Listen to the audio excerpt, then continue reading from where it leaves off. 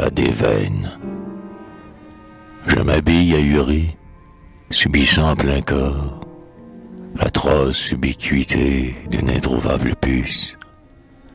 Maître Montfaucol, il faudrait que je puisse, et ma botte ennemie a réveillé mes corps. Le placard aux effets, sous des grappes de loques, cache précisément l'indispensable habit. Et la migraine, avec un vrillement subit, m'arrache de plaintifs et stridents soliloques. Ma brosse à l'écran mot, parce que je m'en sais, l'invisibilité de ma bourse m'effraie. La rafale au dehors pleure comme une orfraie, et toujours mes chagrins comme autant de cancers. Je sors, un grand voyou craté comme une truie, mais lorgne en ricanant sous le ciel pluvieux, et dès mes premiers pas sur le trottoir, un vieux a failli m'éborgner avec son parapluie. Ma pitié du cheval déplaît au cocher gras. Encore un qui s'en vient prêt à me chercher noise. Et voilà que sa race hypocrite et sournoise, pour me remercier, veut me couper le bras. J'allonge mon chemin pour éviter la morgue, enfin débarrassé d'un affreux babillard, quand l'apparition d'un pauvre corbillard me surprend tout à coup devant un joueur d'orgue. Un pâle individu me bouscule en tremblant. D'abord, je vois du vent qui suinte aux commissures de ses lèvres, et puis un tas de vomissures me révèle pourquoi l'homme a le teint si blanc.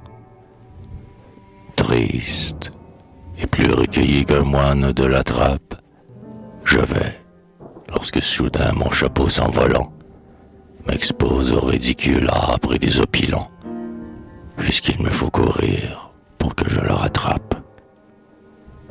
Toujours le mot complet à tous les omnibus, si bien qu'enfin juché sur une impériale, je subis la prunelle inquisitoriale de long monsieur coiffé d'un funèbre gibus. Je vois un ami poindre. Enfin, c'est une fiche de consolation. Mais cela, c'en est trop.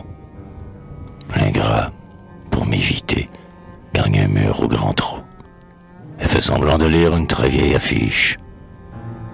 Et je suis, juste ciel, malheureux à ce point qu'au milieu d'une rue ignoble et solitaire, j'aperçois ma maîtresse au bras de militaire qui fait sonner sa botte, une cravache au poing.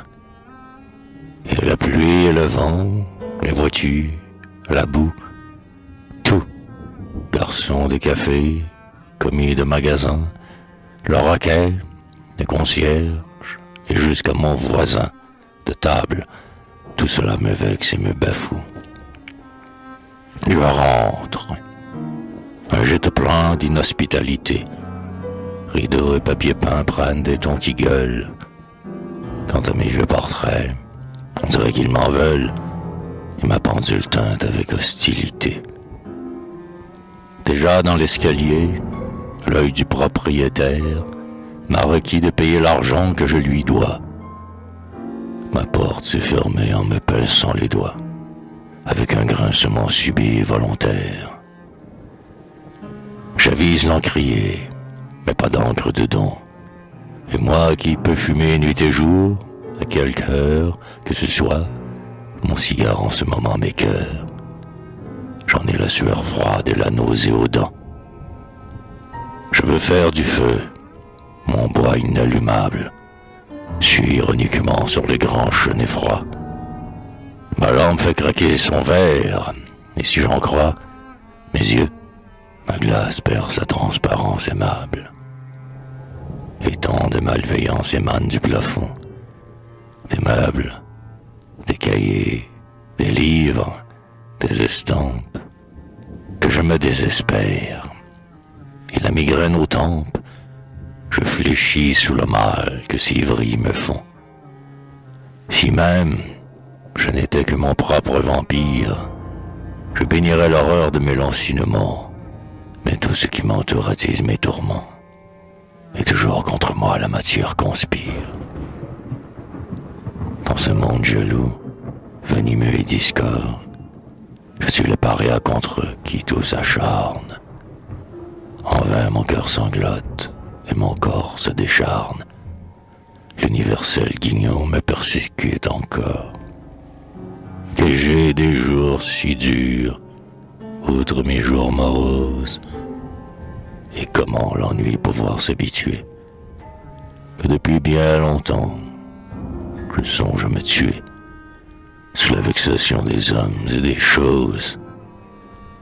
Et je m'en vais enfin accomplir ce projet, avec mon revolver à la crosse d'ébène, puisque plus que jamais j'ai ressenti la haine et la férocité de l'être et de l'objet.